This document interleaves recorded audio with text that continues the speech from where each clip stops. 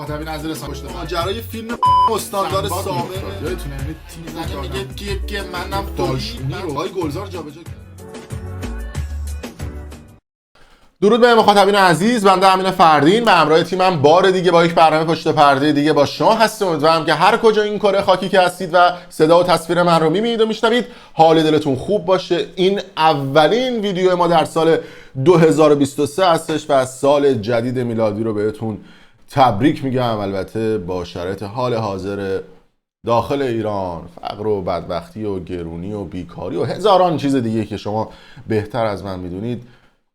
حال دل مردم خوش نیست. البته سال گذشته میلادی بسیار پرفراز و نشیب بود و همراه بود با آغاز یک حرکت انقلابی که به صورت هماهنگ در فضای مجازی و در دنیای واقعی رقم خورد و برای اولین بار بود که دولت و حکومت فضای مجازی از دستش خارج شد و نتونست کنترلش بکنه و هنوز که هنوزه فضای مجازی با وجود سایبری ها و حکومتی ها تحت مدیریت مردم قرار گرفت. و از اون طرف خیلی از مردم اومدن توی خیابون ها یا حتی در دنیای مجازی و همراه با همراهی سلبریتی ها و افراد معروف و مشهور حمایت کردن از این حرکت انقلابی که البته خیلی ها هم بازداشت شدن، خیلی ها کشته شدن، خیلی ها حکم های مختلف و عجیب و غریب زندان و اعدام دریافت کردن و از وضعیت خیلی هاشون هم خبری در دسترس نیست. اما آغاز سال 2023 میلادی با یک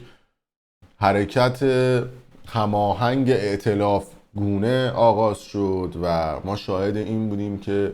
5-6 نفر از افراد حالا به اصطلاح معروف میتونیم بگیم، بعضیاشون رو میتونیم بگیم مشهور، بعضیاشون رو میتونیم بگیم که آدم‌های سیاسی و بعضیاشون هم کلا غیر سیاسی ولی خب هماهنگ با جریان اعتراضی مردم یک پیام مشترک رو منتشر کردن. 5-6 نفر از این افراد سیاسی که متن مشترک رو قطعا شمایی که دارید این ویدیو رو میبینید خوندید، ولی خب حالا یه بار دیگه هم میذارم 1% شاید این متن مشترک رو ندیده باشن. متن مشترکی که این 6-7 نفر منتشر کردن این بود که سال 2022 سال شکوه و همبستگی ایرانیان با هر باور و زبان و گرایش بود. با سازماندهی و همبستگی سال 2023 سال پیروزی ملت ایران خواهد بود. سال تحقق آزادی و عدالت در ایران با 2 هشتگ اصطلاحاً پروموت شده در این ماهای اخیر ایران که این پیام مشترک رو به صورت همزمان رأس ساعت مشخص 6 نفر از این افراد حالا و بعضا خیلی از افراد مهم سیاسی در رأس ساعت مشخص که کاملا هم مشخص بود که از قبل هماهنگ شده منتشر کردن: شاهزاده رضا پهلوی، حامد اسماعیلی و مسیح علی‌نژاد، نازنین بنیادی، علی کریمی و گلشیفته فرانی. که البته نکته جالب و جنجالی وجود داره، اونم این هستش که رسانه های خارج از کشور تعداد این افراد رو متفاوت عنوان کرده. به عنوان مثلا تلویزیون ایران اینترنشنال اومده و تصویر 5 نفر رو گذاشته و گفته که همزمان با سال نو میلادی متن مشترک تعدادی از چهره‌های شاخص مخالف جمهوری اسلامی که تلویزیون ایران اینترنشنال تصویر گلشیفته فراهانی رو سانسور کرده. البته این در حالی هستش که BBC فارسی باز هم همین تیتر رو و متن مشترک رو کار کرده و البته اومده و چهره زهرا امیرابراهیمی و گلشیفته فراهانی رو هم استفاده کرده و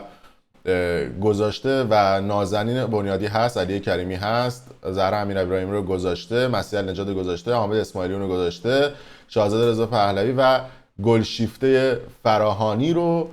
گذاشته. و این هم در نوع خودش جالب استش که الان بین علمای تلویزیوندار اختلاف هست بین تعداد این افراد و البته نکته هم که وجود داره این هستش که یه عده میگن که این اسمش ائتلاف یواشکی هستش چون نیومدن به صورت رسمی اعلام بکنن که یک ائتلافی رو انجام دادن، که البته نظر من این هستش که این ائتلاف نیست، این یک میتونه اتحاد باشه، چون ائتلاف معمولا بین احزاب اتفاق میفته، احزاب با گرایش‌های مختلف سیاسی، فرهنگی و قومیتی که وقتی ائتلاف صورت بگیره همه مردم خودشون رو و اصطلاحاً اون قومیت‌ها و مذهب‌ها سهیم بدونن در این ائتلافی که وجود داره، که من حالا میتونم اسمشو بذارم اتحاد و همبستگی، چیزی هم که حالا توی متن مشترکشون هم بود. و البته این میتونه یک شروع خوب باشه، ولی تجربه‌ای که از این اتحادها و ائتلافها صورت گرفته و اتفاق افتاده، تجربه من هستش که این اتحاد اگر بخوایم تجربیات قبلی رو رفرنس قرار بدیم، اگر همین ترکیب باشه دووم نمیاره، به خاطر اینکه چهره‌های سیاسی دیگه‌ای هم وجود دارن که به هر حال برای خودشون کرسی دارن، برای خودشون لابی دارن، به هر حال برای خودشون ارتباطاتی دارن که در این لیست نیستن یا اصطلاحاً در این اتحاد نیستن، و وقتی که در این اتحاد نباشن به هر حال یه سری از این سیاسی‌ها، حالا نمیگم این افراد را،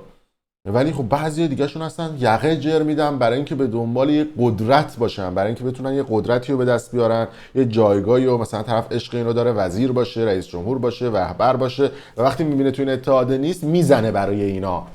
تا خودش بیاد و جز این افراد قرار بگیره. و اگر اتحاد با همین افراد محدود بشه،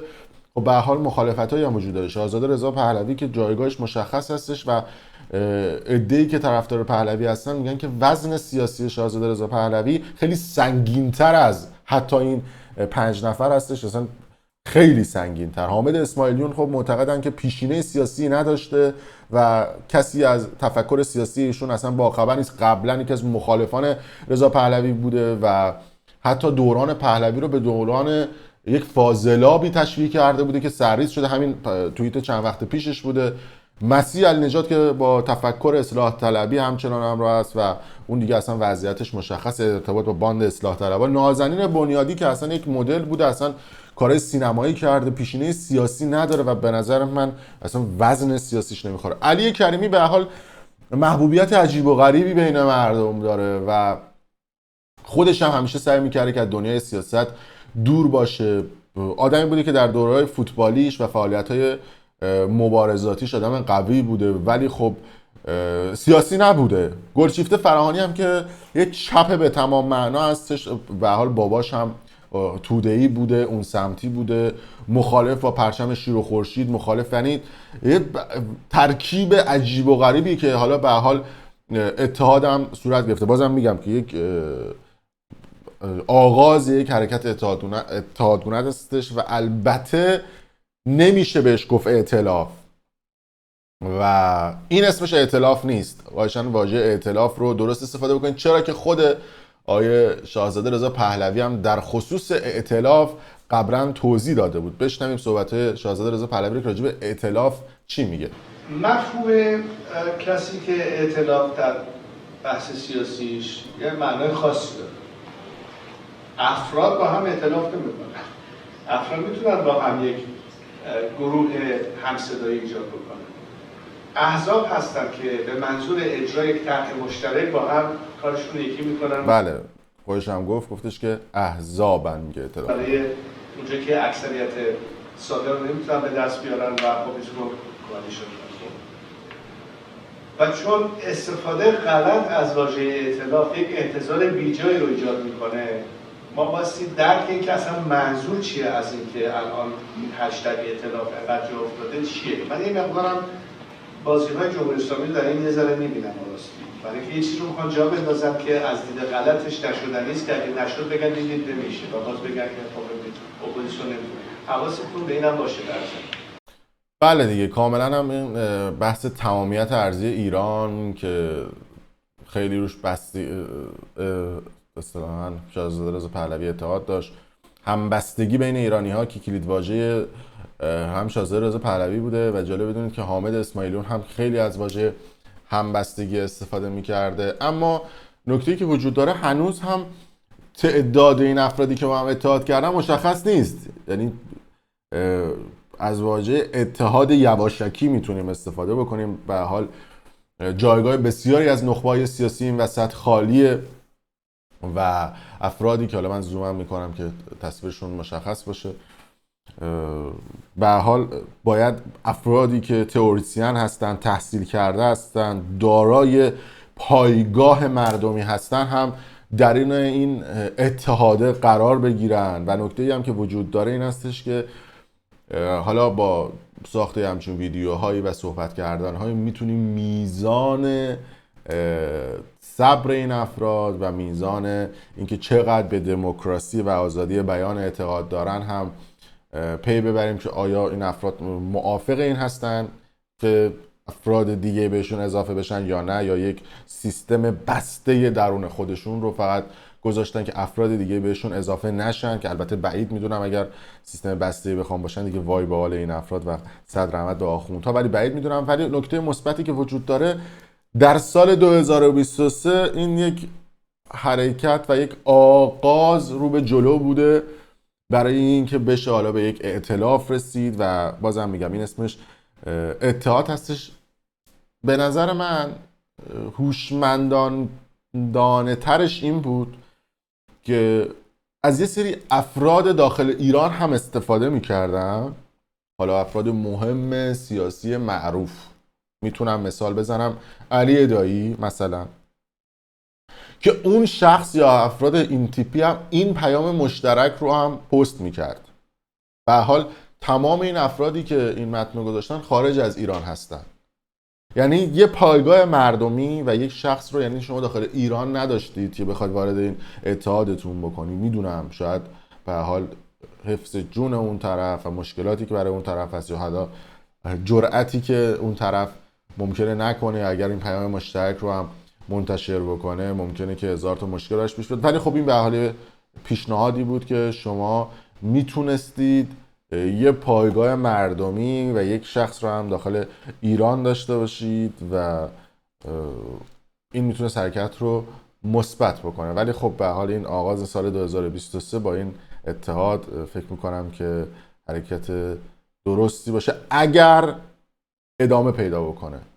و بینشون اختلافی ایجاد نشه و جنگ سر قدرت باعث نشه که بینشون اختلاف ایجاد بشه. در هر صورت خیلی دوست دارم که شما هم نظرتون رو این زیر برای ما کامنت کنید و شما هم بگید که نظرتون در خصوص این ائتلاف یا از دید من اتحاد چی هستش. ممنون از شما.